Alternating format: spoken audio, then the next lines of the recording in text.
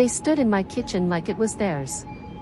My mother wringing her hands, my father avoiding eye contact, and Jason. He wasn't even there, but his debt was almost $90,000 in illegal bets lost in a matter of months, and somehow I was the one expected to pay for it. "He's your brother," my mom whispered like that explained everything. "You're stable." "He's not. It's your duty." When I refused, my father slammed his palm on the table. "Then don't come crying when we make this legal." I laughed. I wish I hadn't. That laugh cost me everything, because the next week, the day I got sued by my parents, I was still wearing my scrubs. I just lost a patient. I hadn't even taken off my stethoscope when a man handed me an envelope and walked away. Inside, a lawsuit. My parents were demanding I pay off my brother's gambling debt. They claimed I promised, as if being the responsible one meant being the disposable one. No warning, no call, just legal papers and a message loud and clear: your worth is measured by what you give or what you refuse to give. I sat in my car, gripping the steering wheel, shaking, not because of the money, but because they chose him again. And this time they used the law to do it. They didn't ask, they demanded. And when I said no, they came for blood. Before I share the full story, I'd love to know you're here with me. Say hi in the comments so I know I'm not speaking into the void, or let me know where you're watching from. My story has traveled farther than I ever could. And if this already feels familiar, if you've ever been asked to give more than you could afford just to feel worthy, subscribe. You're not alone. Thank you. And now let me tell you everything. I woke up at 4:45 a.m. Not because I had to, but because that's what happens when your body stops trusting the alarm clock and starts trusting anxiety instead. I had a triple bypass to prep for at 7 o'clock sharp at Denver Regional. No room for grogginess. By 5:15, the coffee was brewing in the same stainless steel pot I'd used for years. The apartment spotless. My wardrobe immaculately pressed. On paper, I had everything: a stable job, good credit, a view of the Rockies, and no dependents. It looked respectable. But the silence in my apartment was thick. No calls, no texts, nothing from my parents, not even a good luck. Nothing from Jason either, which wasn't surprising. When I arrived at the hospital, a small card sat on my locker shelf: "Congratulations, Chief Anesthesiologist." My colleagues remembered. They even chipped in for a gift card to that overpriced wine bar downtown.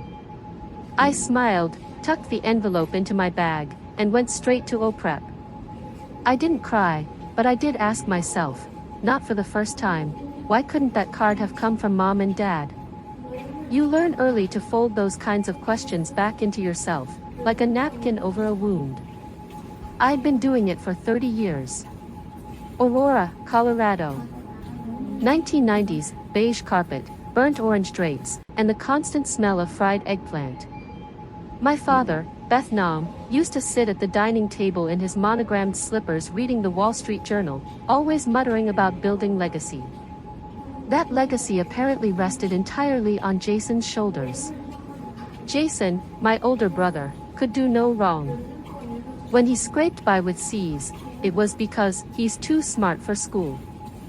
When I got a full-ride scholarship to the University of Colorado, my mother, Celia, barely looked up from her knitting. "Jason has the mind for business," she said flatly.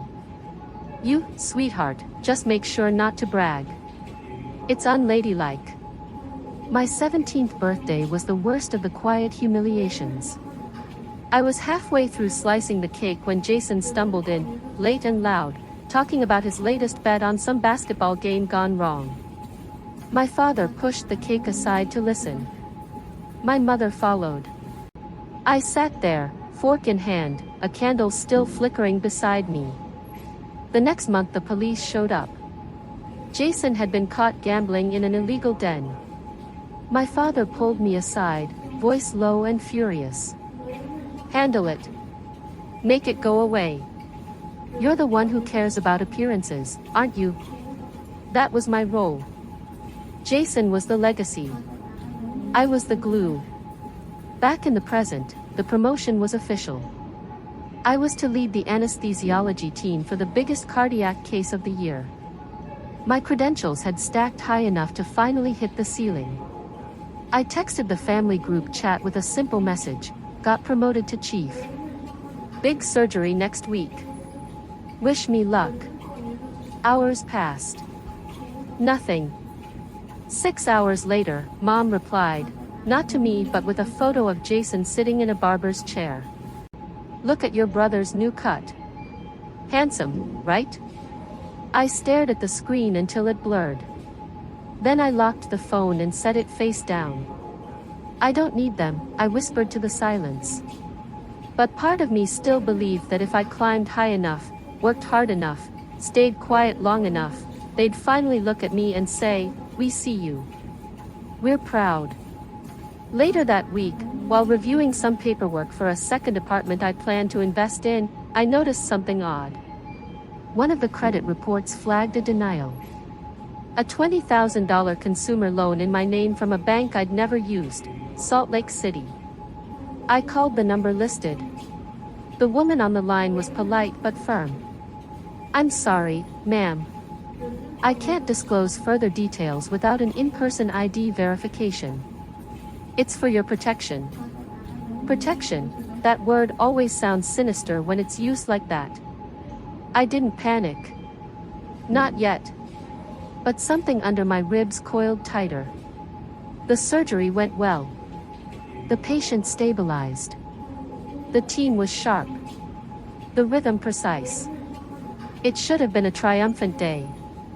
I was hanging up my scrubs when my phone buzzed. Dad. I stared at the screen for 3 rings before I picked up. "Natalie," he began, voice smooth as polished stone, "you need to come home this weekend. There's something going on with Jason. Something serious. I think he needs your help." There was no congratulations. No mention of the title I just earned. I leaned against the wall outside the cool tile pressing into my back. Something shifted, not like a crack, but like the first hairline fracture before a shatter. I didn't know it yet, but the life I'd constructed so carefully was already beginning to tremble. And the storm, it had just cleared its throat. The drive from Denver to Aurora took 48 minutes, but it felt like slipping backward through time. Every mile toward that cul-de-sac of beige stucco houses and crackling sprinkler systems was a mile closer to the version of me I thought I'd buried. The neighborhood hadn't changed. Same hedges trimmed into oblivion. Same porch swings rusting in the same rhythm. And neither, it seemed, had the people waiting inside that house. Mom met me at the door with a hug that felt like it had been rehearsed but never quite mastered. Her hands were cold, her perfume too sweet, like something stuck in the 90s. "Jason's going through something awful," she whispered, squeezing a little too long. "You have to be strong for him. Like always. Like always." That part stung more than I expected. Jason was on the living room couch, hunched like a fallen puppet. His eyes were bloodshot, lips cracked. He didn't look at me. His shoulders twitched like they were remembering 1,000 bad decisions at once. Dad, Becknam, stood near the fireplace with arms folded, his face unreadable. "We need to talk as a family," he said, and that was it. No hello. No acknowledgement of the last decade. Just a summons. They gathered around the dining table like it was a war council. I took my usual seat, third from the end, where I'd sat through so many Thanksgivings listening instead of speaking. "Jason is in some trouble," Dad began, voice low and clipped. "He owes $320,000 to people who don't operate through legal means. It's sports betting. Illegal. Dangerous." He didn't look ashamed, just exhausted. "These people have started making threats. If this becomes public, it'll ruin everything. Our family's name. Our safety. Your grandfather is rolling in his grave. The last part landed with purpose. A direct shot to the gut. The invisible weight of Iranian pride and legacy pressed down on my chest. Mom was already crying, softly, but steadily. He's still our son. He's promised to change. He's sick, Natalie. You're the only one stable enough to help him. You're the only one he listens to. I glanced at Jason. He still wouldn't meet my eyes. No apology. No acknowledgement of the chaos he'd caused. Just waiting. I asked the question they hadn't wanted to hear. Why can't Jason take responsibility for once? Why is it always someone else fixing his mess? Dad's voice hardened. Because we're not Westerners who abandon blood when it's inconvenient. In this family, we carry each other, whether we like it or not. Jason finally looked up, his face cracked wide open, not with remorse, but with desperation masquerading as love. You say you care about family. But have you ever actually proved it? That one landed sharp and unfair but effective. In this house, silence wasn't neutrality. It was betrayal. Any boundary I built was seen as coldness. Any independence as rejection. I didn't answer. I just sat there, arms crossed, legs shaking under the table. They didn't ask.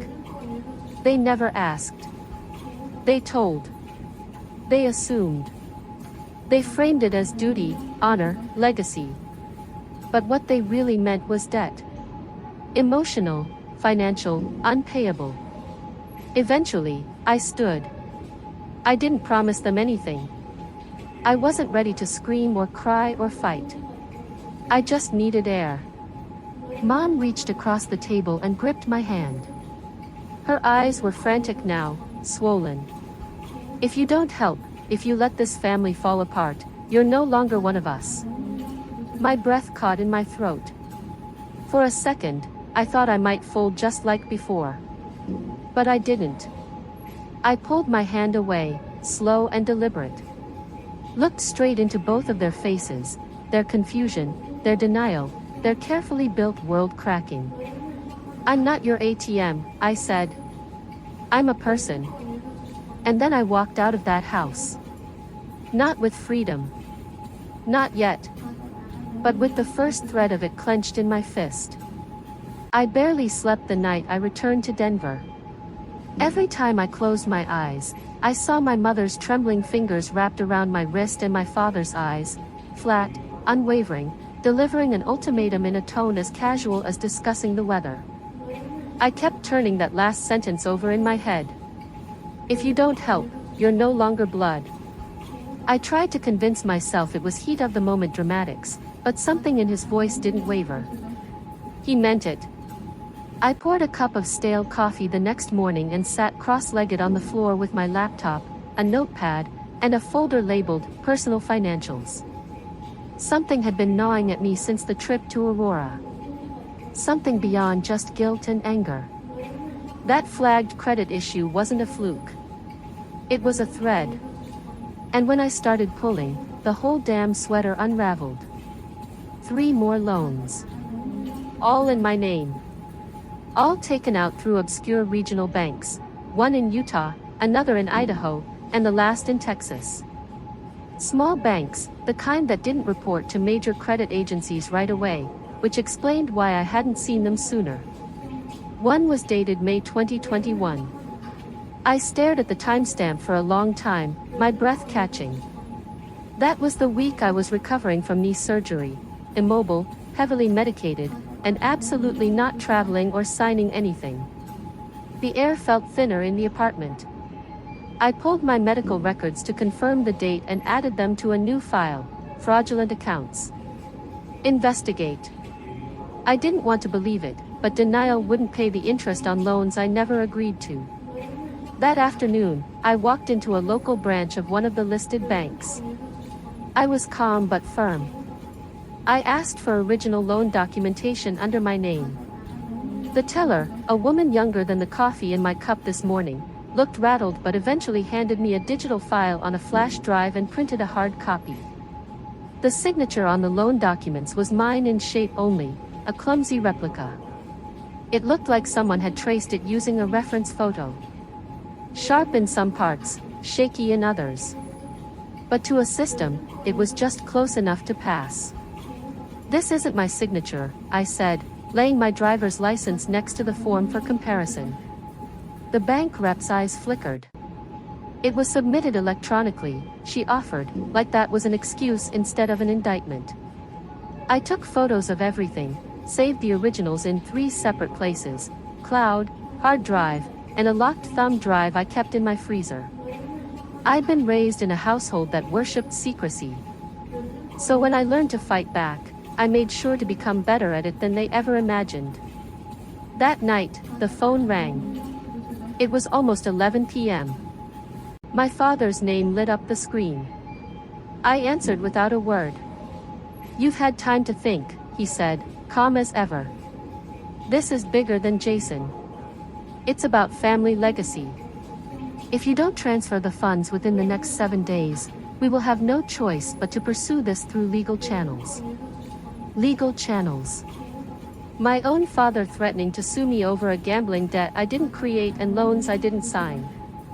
I wanted to scream, to laugh, to hurl the phone across the room, but I stayed quiet. He mistook my silence for surrender. "Do what's right," he said, and hung up. 3 days later, I was served. A man in a beige windbreaker knocked on the door of my condo and handed me an envelope. His face was blank. Maybe he thought it was a parking ticket or a condo dispute. He didn't know he was delivering betrayal. Typed in 12-point Times New Roman. Inside, a civil suit filed by Beth Naum and Celia Breener against Natalie Breener, claiming breach of an oral agreement made in the presence of immediate family in 2019, in which I allegedly promised to support Jason financially should I achieve career success. They were suing me. My parents were suing me. The wording was meticulous, clinical, detached. The defendant has failed to uphold a verbal commitment made during a family gathering in good faith. There was no mention of the fake loans. No acknowledgement of forgery. Just a cold, calculated reframing of a toxic family history as a breached contract. I sat down on the living room floor, my knees pulled to my chest, and let the weight of it hit me. Not the dollar amount. Not the $320,000 now hanging over my head like a guillotine. But the sheer magnitude of what it meant. That they would rather tear me apart than hold Jason accountable. That their version of love had always been conditional, measured in usefulness, obedience, and silence. The tears didn't come in a rush. They came slow, like rain building in a clogged gutter. I pressed my forehead to the edge of the couch, the paper clenched in my fist, and whispered to no one, "They really did it.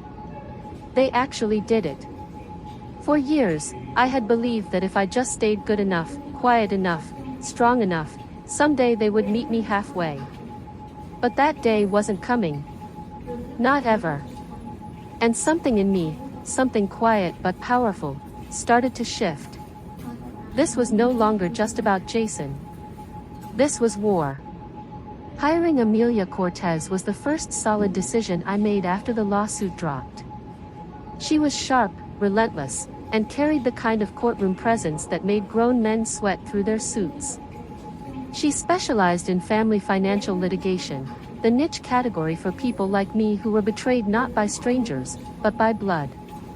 At our first meeting, I sat across from her in a sterile office that smelled of eucalyptus and photocopy toner, trying to feel like someone in control of her life. I wasn't yet. Amelia didn't sugarcoat. This is a civil case based on an alleged verbal agreement. As absurd as it sounds, they have every right to sue. What matters is that we prove coercion, manipulation, and pattern of behavior. We don't just defend you, we reveal them. Her words felt like armor. But outside her office, the war had already begun. Jason started it. He opened a new account on X, plastered it with my name, my job, and carefully constructed half-truths dressed up as sympathy. One post read, "My sister drives a Tesla while our mother cries herself to sleep over unpaid bills."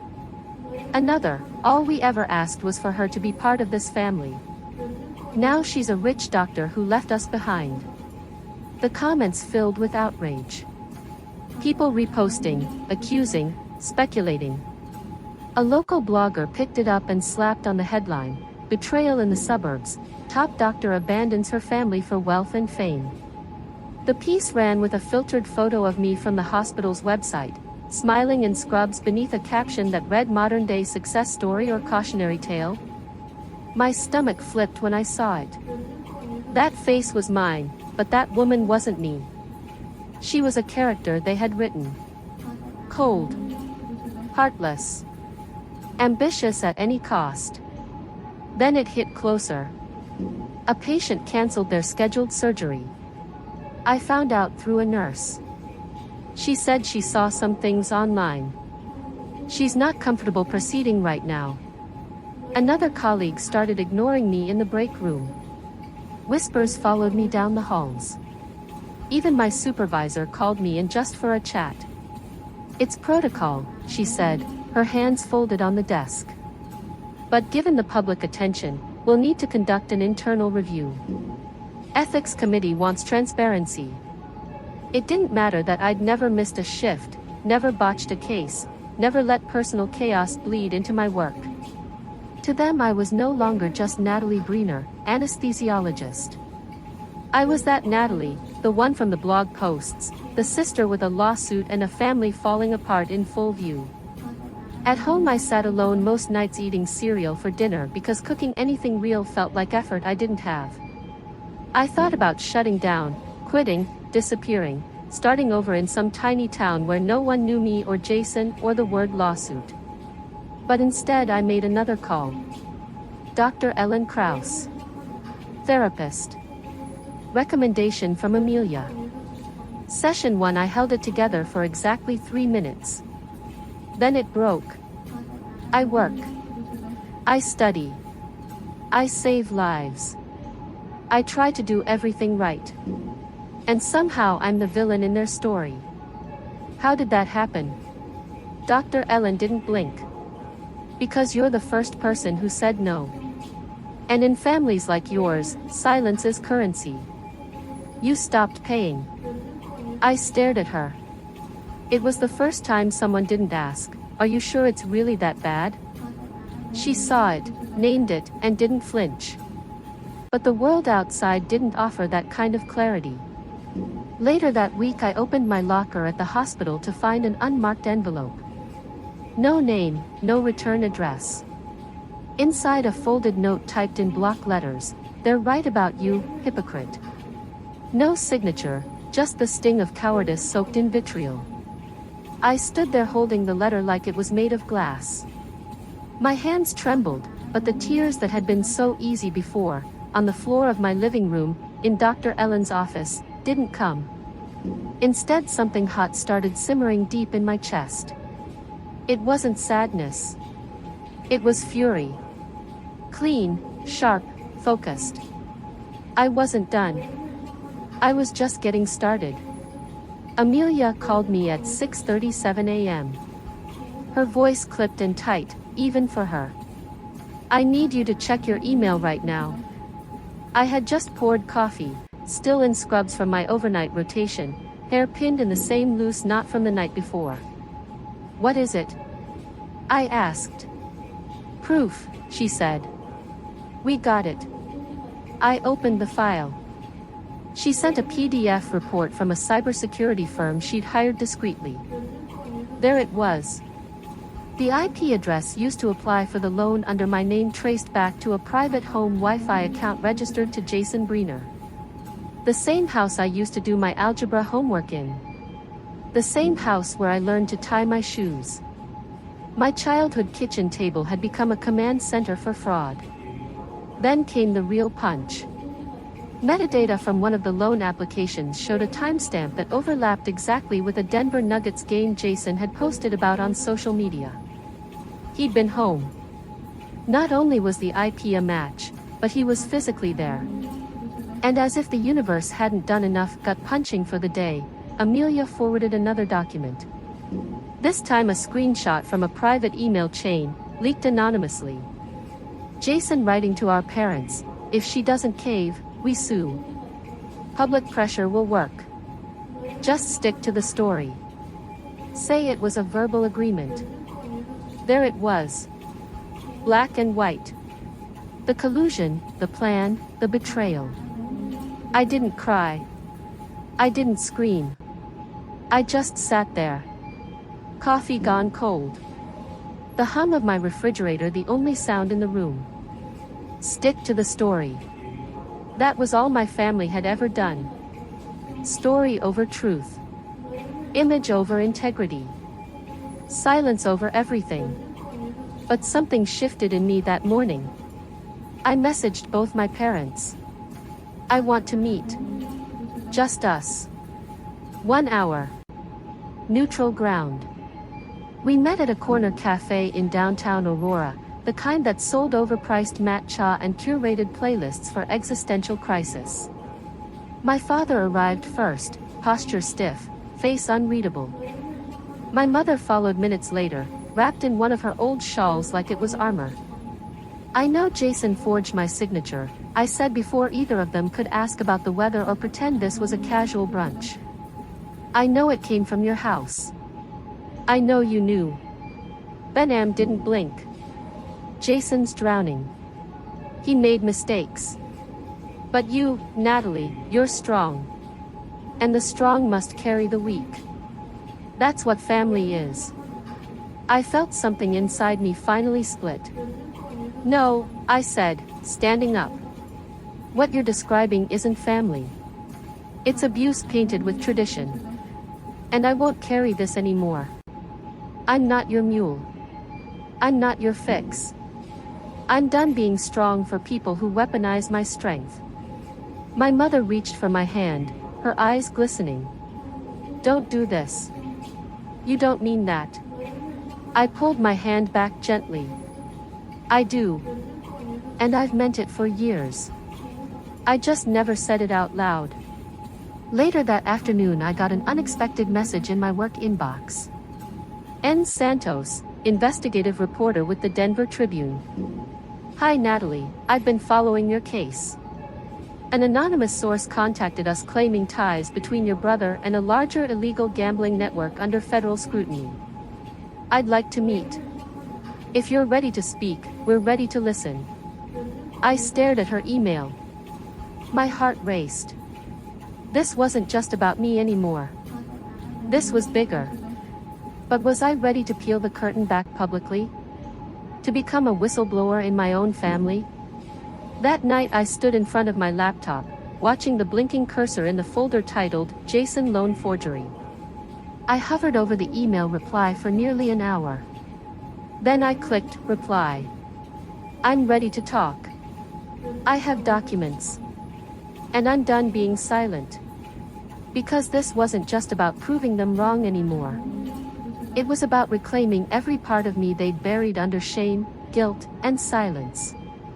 And if they wanted a war, they had no idea who they were up against. I met N. Santos at a coffee shop tucked between two galleries in downtown Denver, the kind of place with reclaimed wood tables and overpriced croissants. She looked younger than I expected, maybe early 30s, with a sharp bob and eyes that missed nothing. I brought a manila folder. Inside it, copies of forged loan documents with fake signatures, transaction histories tracing wire transfers from my mother's account to unregulated betting sites, and one damning Excel sheet with Jason's name logged into 5 different gambling accounts, all active within the last year.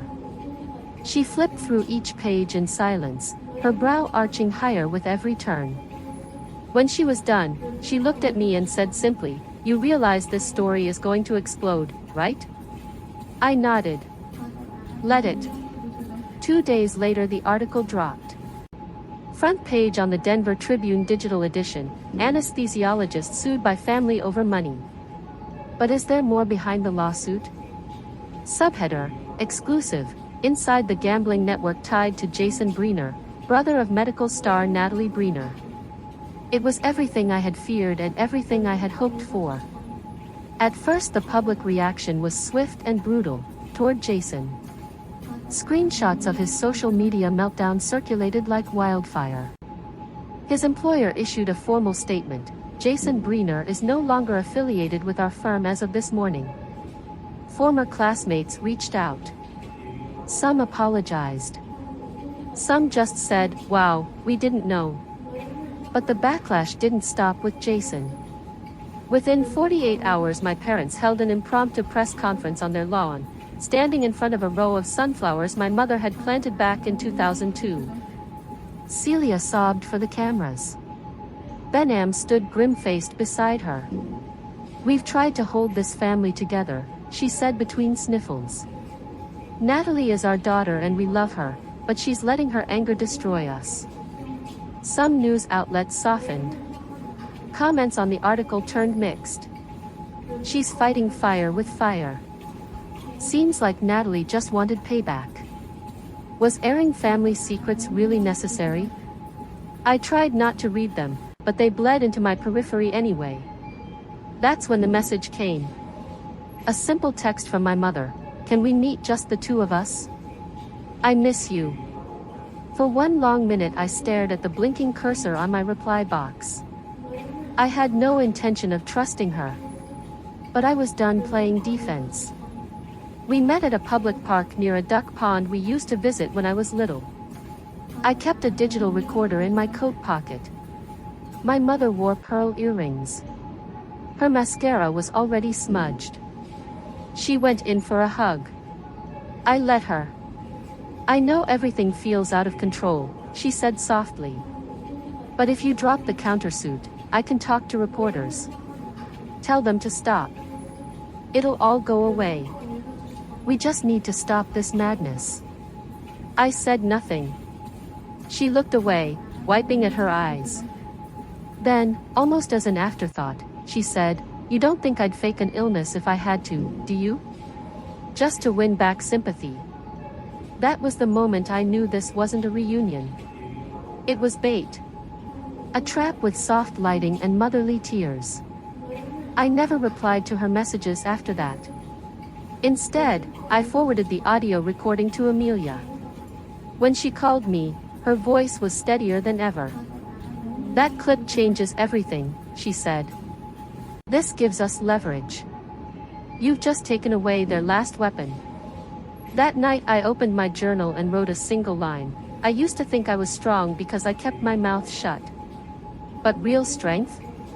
It's telling the truth when they want you to disappear." I wasn't their daughter anymore.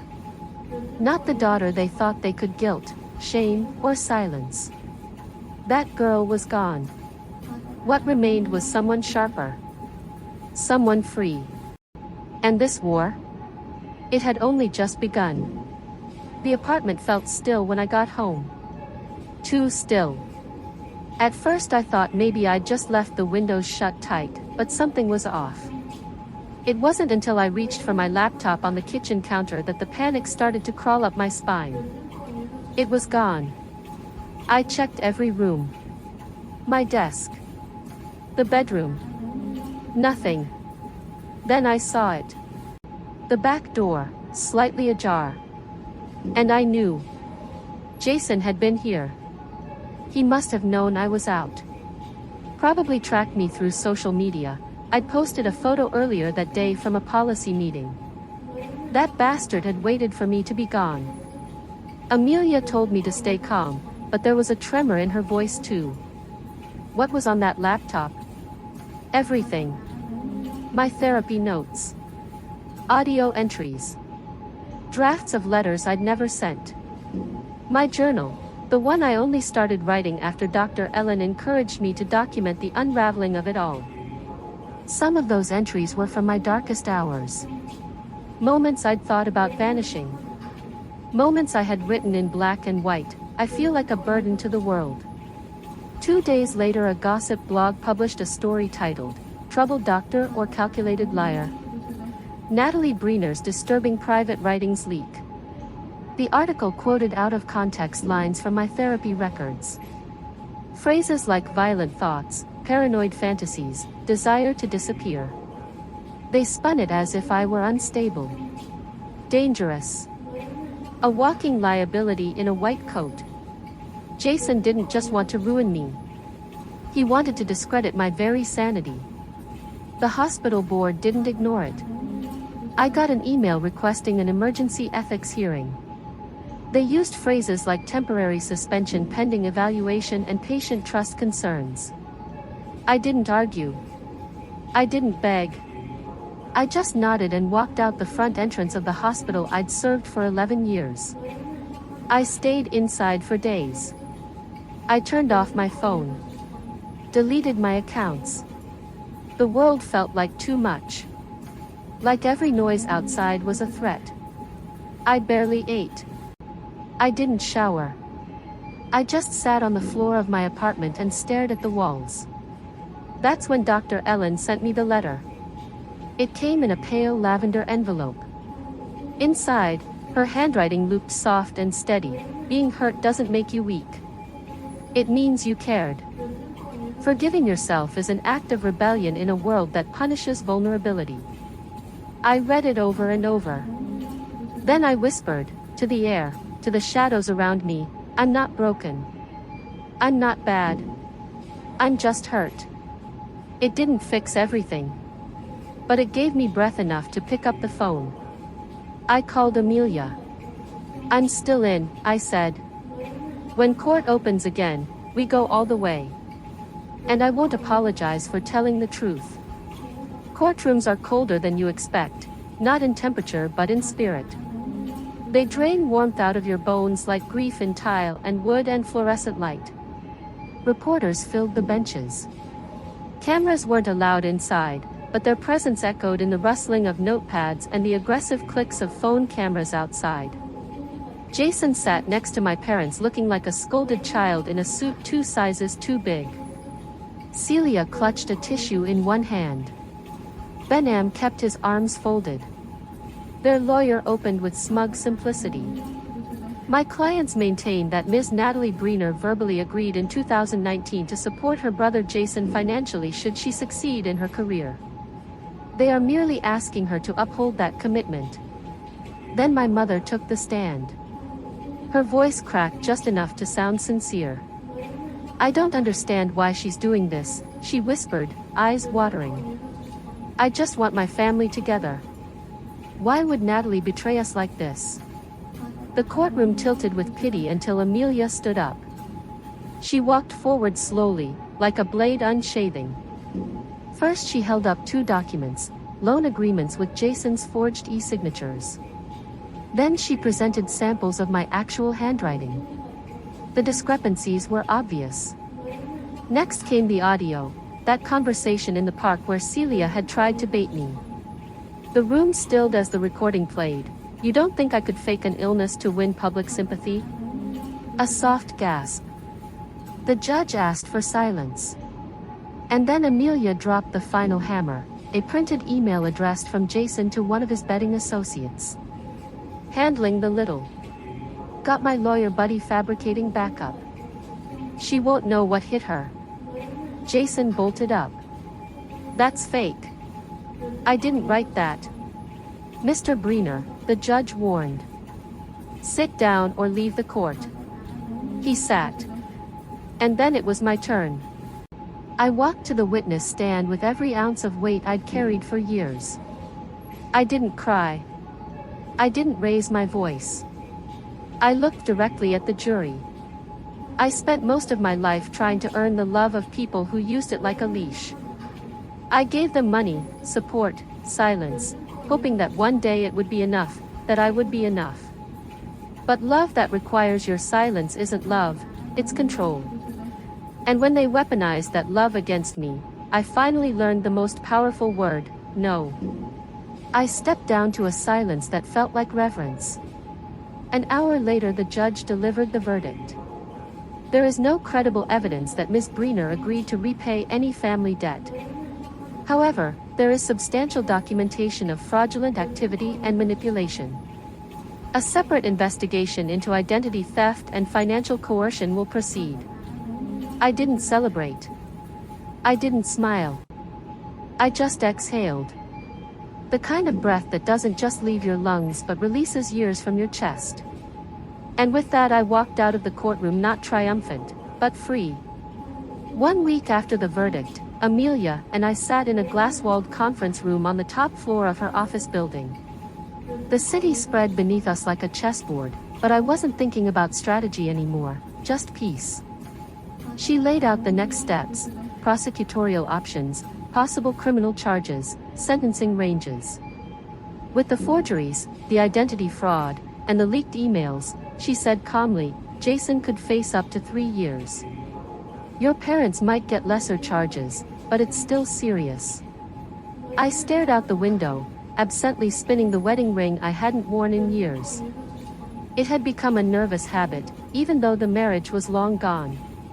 If I go through with that, how am I any different from them? I asked. Amelia said nothing at first. She just looked at me the way a surgeon might look at a patient right before a decision to cut.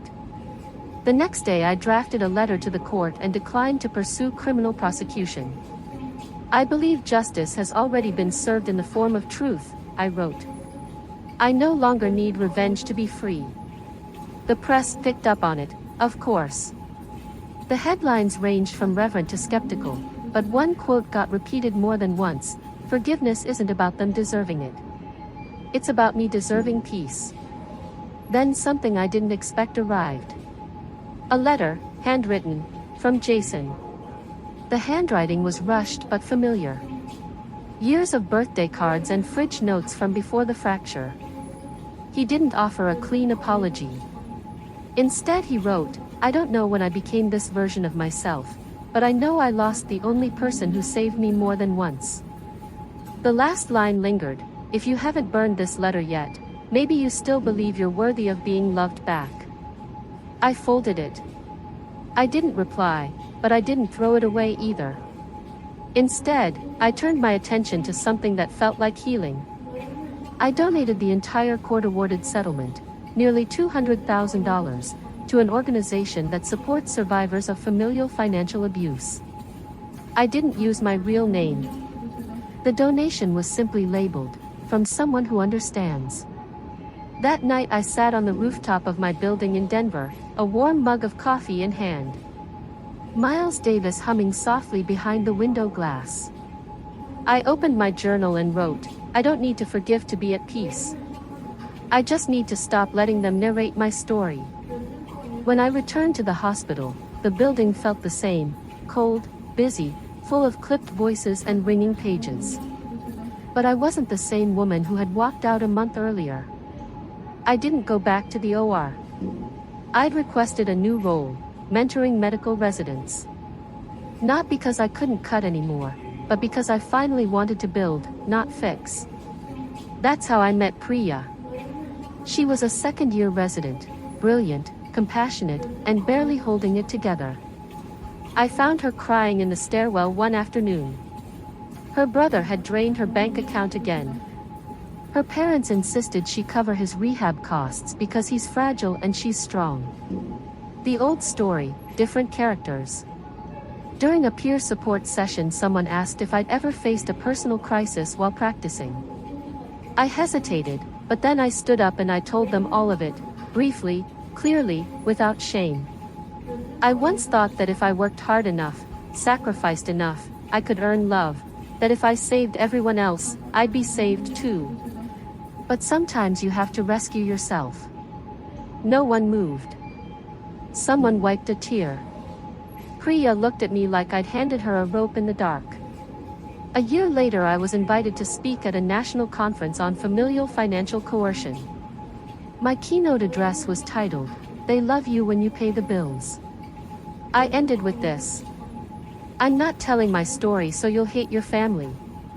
I'm telling it so you'll stop thinking you're insane for needing boundaries.